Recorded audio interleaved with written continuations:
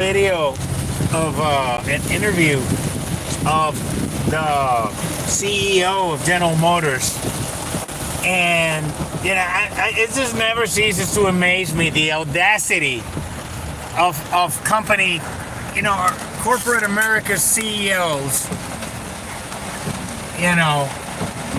The shit they say, and they say it plainly to everybody's face without batting an eye. And so she get asked, here's what's going on. In 2009, after the crisis, after the world financial crisis, capitalism completely collapsed. And it was coming because capitalism is pure capitalism, predatory capitalism, the one that Republicans advocate for, and Ronald Reagan and the rest of the neoliberals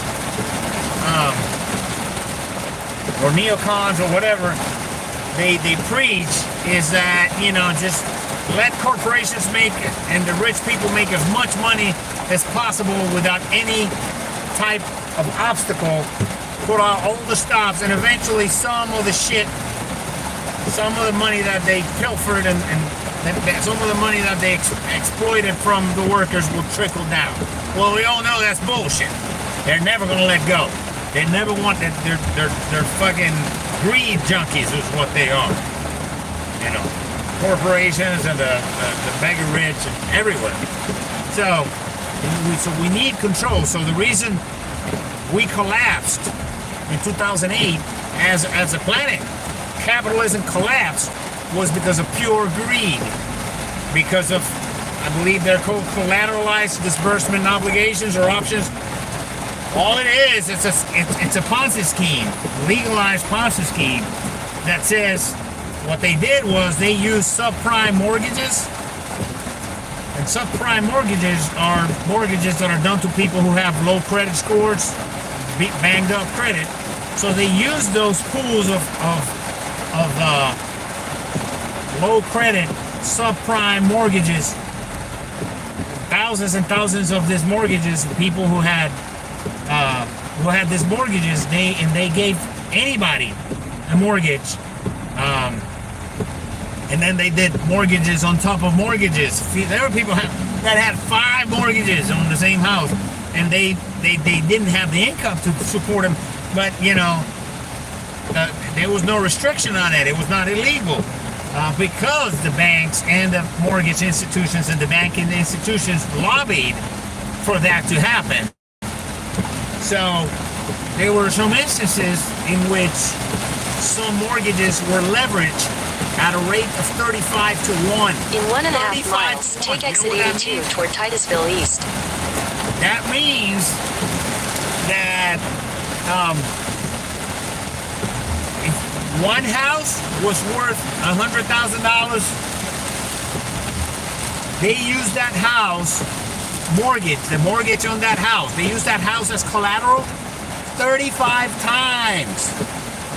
Okay, so one house that was worth $100,000 was used for $3.5 million of collateral. That's how that shit happened.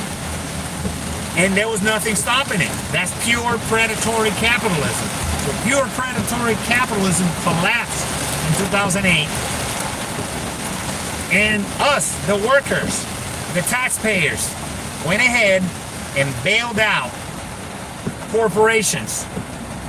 One of the corporations that we bailed out with our tax dollars through our government, meaning one of the corporations that benefit from corporate welfare / socialism was General Motors. Okay?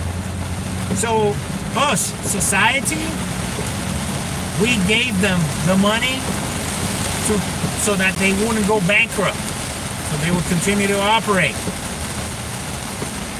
Okay? Now, they still kept their giving out bonuses and all this shit, and their CEO pay and the executives getting paid out the ass, even though they were going belly up, and even though that they got a bailout. You know, they benefited from pure socialism. A purely capitalist system was saved by corporate socialism, meaning by the society giving them money to survive. All right, they would not be operating today without socialism. All these corporations. So, fast forward to to about 15 months ago, whenever the pandemic was going on, and workers, United Auto Workers, the workers that build our automobiles, said, okay, we're gonna take a cut in pay because, you know, we had an emergency and all this stuff and productivity, and then we had problems with the supply chain, semiconductors, chips, the supply chains of products all over the planet was affected. So workers took it on the chin again. Not only did we as a collective working body in the United States bail out the corporations and still kept the executives getting paid bonuses and shit as they were about to file bankruptcy, if it wasn't because socialism on behalf of them by the workers. But the workers took a pay cut. Now, ever since the economy reopened, they've been raking in the profits like crazy. Now, mind you, the CEO gets paid, has seen her pay increase by close to like 40%. In a quarter mile, take exit 82 toward Titusville East. Is what the workers are asking for in a period of 4 years, 10% increase per year in pay.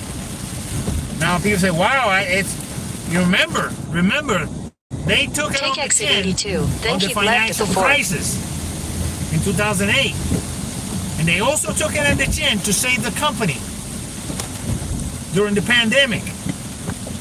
While the CEO has gotten a 40% increase, but not the workers. So now they're saying, hey, enough is enough. Where's the money that we gave you, that we forewent, that we took out of our pockets to give you so that you would survive? Now that you're making a shitload of money, we want that money back. Keep left at the fork. It's only fair. Your CEOs and your executives are making bonuses and blah, blah, blah. So when they were interviewing, Continue for 3 miles. the CEO, she says, they asked her, what about it? You know, why is it that you got a 40% raise, but the workers can't get it? We'll say, well, you know, my pay is attached to productivity. I mean, the audacity of this bitch to come out on national TV and suggest that she is solely responsible for the increase of productivity of General Motors. The audacity of this bitch. You've got mail. It is horrendous.